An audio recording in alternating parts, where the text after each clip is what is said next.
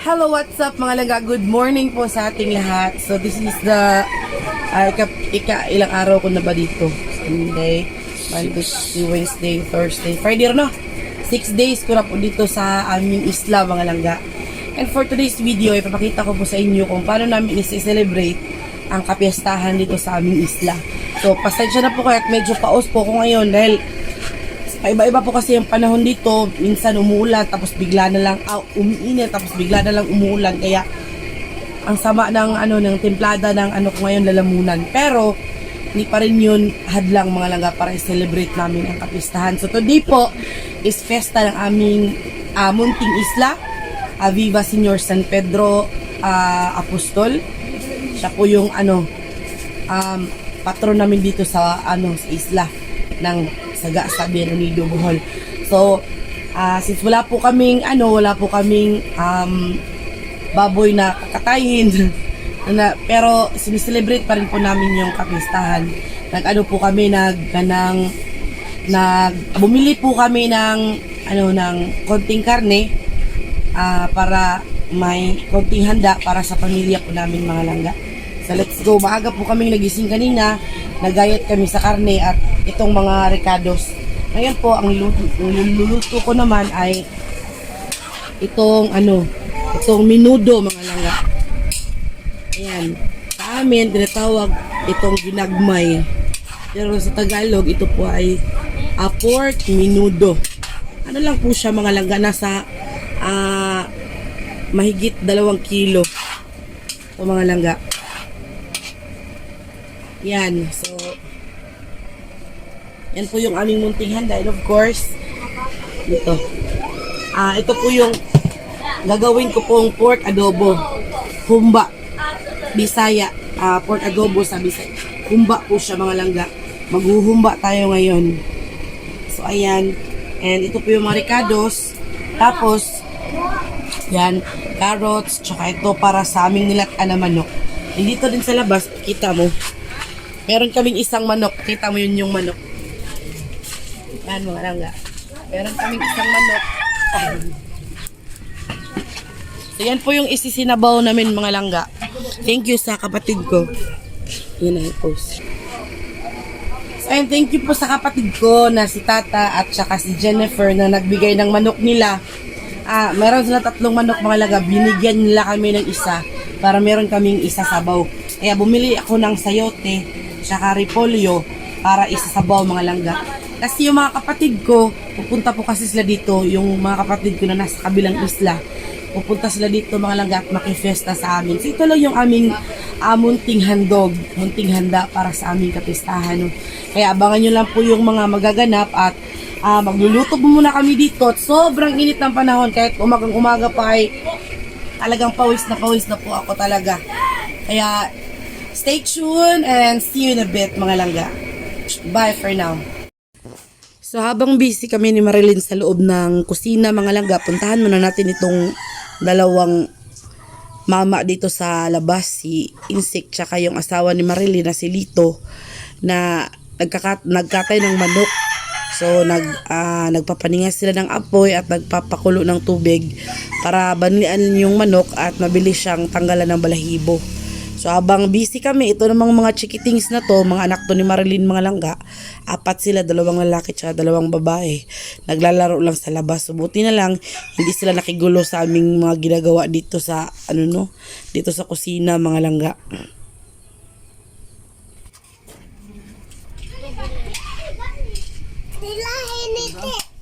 Oh.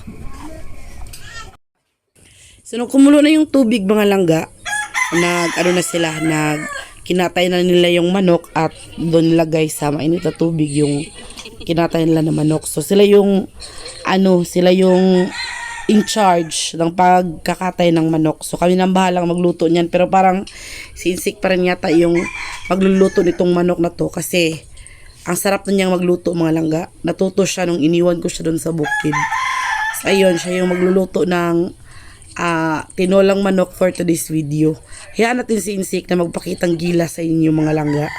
In fairness, si Insik po ay talagang natuto siya sa mga ilang araw na wala ako doon. Sila yung nagluluto sa sarili nila. Natuto si Insik mga langgang magluto. Kaya yan, hinayaan ko na lang po silang dalawa. At kami naman po ni Marilyn ay busy doon sa loob. Busy. Kahit konti lang naman yung niluto namin, pero hindi rin madali kasi sobrang init talaga mga langga sa loob. Sobra talagang alimuot. Pawis na pawis kami habang nagluluto. Pero iniisip na lang namin na para sa kapistahan ni Senior San Pedro ay ginagawa namin itong effort na to para sa kanya. So sa mga oras na to mga langga, yung niluto ko ay yung minudo na. Kung sa amin pa sa Bisaya, tinawag siyang ginamay. Ginagmay kasi yung ginagmay mga langga, yung maliliit ba? Maliliit yung hiwa sa baboy. So yun yung tawag sa amin doon, ginagmay. Tapos pumunta naman ako dito sa labas kung ano na yung sitwasyon nilang dalawa. So ganun pa rin, nagtatanggal pa rin po sila ng balahibo ng manok. Kaya sabi ko kay Insik na pagkatapos nyo yung linisan, tagtarin mo na at lutuin mo na. Ikaw yung in charge sa pagluluto dyan. So habang nagluluto si Insik mga langga, si Lito naman ay siyang in charge sa pagpapaapoy para mabilis talagang maluto. Tulong-tulong talaga mga langga.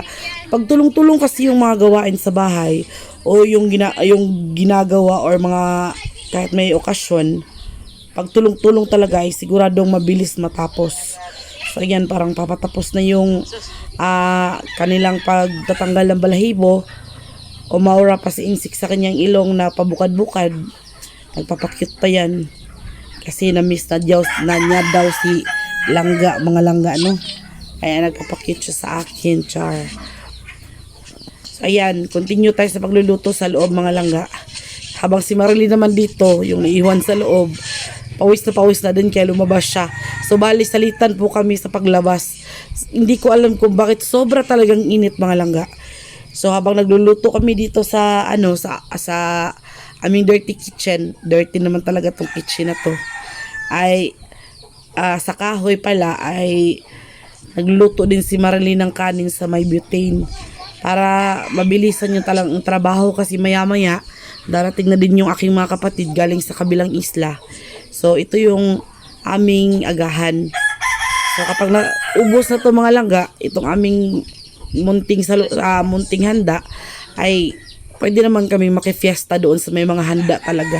May mga kaibigan naman tayo dito, no? Pero depende yun kung hindi tayo mahiya. Pag nahiya tayo, wala talagang hindi talaga tayo makakapagpamiesta. So yan, pagkatapos ng maluto ang adobo, minudo mga langga, ay sabi ko kay Marilyn na kumuha ng laman, ng lagayan at yan, ilalagay na namin sa lagayan na malinis para kapag dumating yung mga kapatid ko ay ready na siya at pwede na silang kumain. So ayan, luto na din itong adobo. Bali, nagpaiwan lang ako dyan ng konti para sa mga bata kasi yung mga bata ay doon natin sa labas papakainin para hindi masyadong magulo. Kasi yung mga bata kasi ang matagal kumain, tapos ang kumain messy. Kaya doon sila sa may malaking papag, doon silang apat. So dito naman sa mga oras na to ay parang papatapos na magluto sila si Insik mga langga, no? And after a few hours ay dumating na po ang aking mga kapatid. So sila po yung mga kapatid ko na galing sa kabilang isla.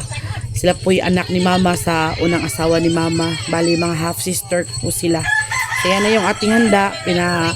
Pina-breakfast na natin sila mga langga. Para kahit magmamasyal sila, pumunta na simbahan, ay tapos na silang kumain. Tapos nung natapos silang kumain, ayan, nandito kami sa labas, nagkukwentuhan, nagkakamustahan, nagchichikahan sa mga pangyayari. At yun, daming bata, di ba? Nakita nyo ang laki ng pamilya namin. Laki ng pamilya talaga namin mga langga. Kasi si mama, sa una niyang asawa, meron siyang anak na parang 9 yata or 8, namatay yung isa. Tapos si papang naman, sa una niyang asawa din, meron siyang anak na 6. Tapos nung nag-asawa yung mama at saka yung papa ko, ako lang yung mag-isa na iniluwal ni mama sa mundo. Char. So ayan, sa kinapunan ay napansin kong sobrang daming nagsusugal or naglalaro ng yung rolling ball, tsaka yung tinatawag nila na corridas. Sugal yun mga langga, hindi ako mahilig doon. Pero ang daming tao. Namin talaga parang nagkukumpulan po sila doon sa sugalan. So medyo malapit lang talaga yun sa amin mga langga. Kung nakikita nyo yung bahay na malaki, yung may blue yata na bintana, ay ano yun, Amerikano yung anak ba. Kaya nagkaroon sila ng bahay na ganyan. So kapag malalaki yung bahay mga langga, Amerikano yung asawa nung may-ari nung bahay. So, ayan, tamang tambay kami dyan kasi yung mga kapatid ko sa mga oras na yan ay umuwi na. Umuwi na sa kanilang isla, mga langga sa kabilang isla. Kaya kami na lang din yung naiwan dyan. At nagchichill-chill na lang kami mga langga at nag-uusap. Tapos dumating itong kapatid ko, half-brother ko, anak ni papang ko sa una niyang asawa. Ayan, nanggugulo, ginugulo niya si mama. Kaya, ayan, tingnan nyo mga ginugulo niya si mama kasi sobrang close kasi nila kasi si mama din kasi yung nag-witness sa kanilang kasal. Kaya, doble yung kanilang relationship. Kaya yun, sobrang close nila. Tapos maya-maya niyan, hapunan na talaga yung umulan. Kaya tamang tambay lang kami dito sa aming bahay. Meron naman siyang bubong kaya hindi kami nababasa masyado. Pero kapag lumakas na talaga yung ulan mga langga, nababasa po kami pati sa loob. Sobrang basa. Nung umulan nga nung isang gabi, kumulog, kumidlat, humangin, grabe.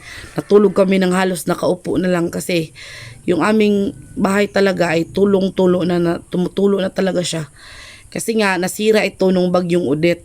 Wala pa naman tayong budget no na ipapaayos. Kaya hindi ko pa talaga sila naayos. Tapos paunti-unti sana ipapaayos ko siya kahit 2 yero.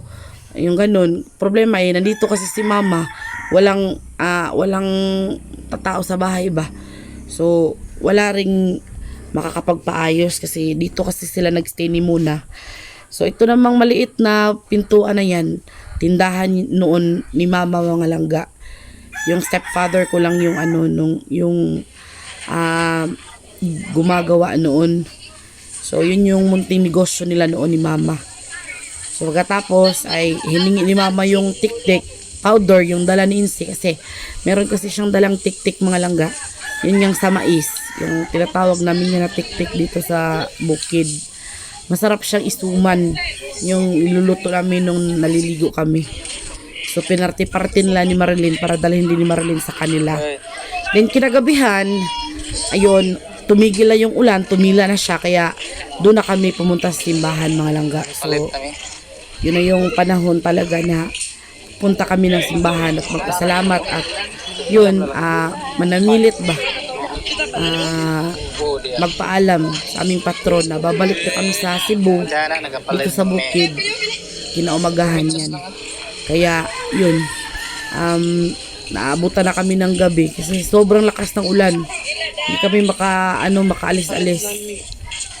So bumili kami dyan ng iba't ibang kulay ng kandila. Yan yung daanan papuntang simbahan. Kasi maraming nagtitinda sa mga gilid-gilid, mga langga, mga laruan, mga damit. Yan. So ang dami talagang nagtitinda. Tapos para sa mga oras na yan, nasa mga alas 6 yata ng hapon. Kasi kakabukas lang ng ilaw. Tapos yung aming simbahan mga langga, nasa harapan ng complex. Yung aming sports complex mga langga. So welcome po kayo sa aming kapilya. Kapilya po siyang matatawag kasi maliit lang. Yan po yung kapilya namin. Or sa amin dito sa Bohol or sa isla, simbahan po yan sa amin. So nagtirik na po kami ng kandila, nagpasalamat, and of course nagpaalam na din kami. Nagpasalamat kami sa lahat ng blessings na dumating sa buhay namin dahil binigay kayo sa amin ni Isip, sa aming pamilya. So yan, nagtirik tayo ng iba't ibang kulay ng kandila mga langga. Salamat tayo sa Panginoon at humiling na sana bigyan niya pa tayo ng maraming taon at magandang kalusugan. Lalong-lalo na sa ating mga magulang, no? Yung mga magulang natin na medyo matatanda na. So, ayan. Ito yung aming patron, Senior San Pedro. So, pasok po tayo dito sa loob ng aming kapilya, ng aming simbahan, mga langga. So, ganito lang naman siya kaliit. Ganito lang siya kasimple. Yan yung sports complex na sinasabi ko, mga langga. So, dyan ginaganap yung mga patimpalak, yung disco, yung mga ganun. So, yan, sinisik na naman yung nag-tirek. So, ito namang na to is daycare center yan. Tapos mayroong groto doon sa harapan. Yan. So, para ko na din kayong isinama dito sa aming isla, mga langga. So, ganito lang ka-simple, kaliit yung aming isla. Pero, napakasaya. Sarap. Ganda sana kung hindi masyadong mahirap yung buhay dito. Ganda sana dito, tumira na lang, no? Kaso lang hindi pwede, mga langga, kasi yung hanap buhay dito ay pangingisda lang talaga. So, hindi pa naman marunong lumangoy sinsik. So, ayan, mga langga, salamat sa pagsama sa akin sa vlog ko na ito. And uulitin ko, Happy Fiesta and Viva Senior San Pedro Apostol. Thank you ulit sa panonood, mga langga. I love you and see you on my next videos. Thank you.